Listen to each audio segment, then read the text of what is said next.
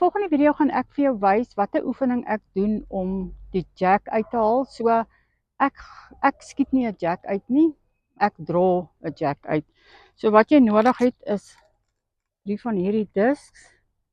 Op my platform wys ek vir jou hoe maak jy sommer self van hierdie disk en dan het jy 2 van die klapse ou balle nodig. So ek gaan nou eers van die mat af begin en dan gaan ek bo by die kop vir julle wys wat ek doen. So wat belangrik is as jy oefen is om by jou roetine te bly. En vir hierdie spesifieke oefening gaan ek in die middel van die mat op. So ek gee my 2 tree en doen my asemhaling buik. En ek doen net 'n gewone draw oefening.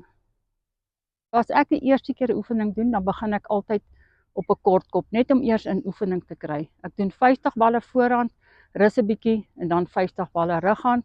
Ek begin nie noodwendig op voorhand nie. As ek vandag op voorhand gedoen het en ek doen môre weer die oefening, dan begin ek op rughand. Okay, nou gaan ek al bo na die kop toe stap en dan gaan ek vir julle wys hoe werk ek met die disk.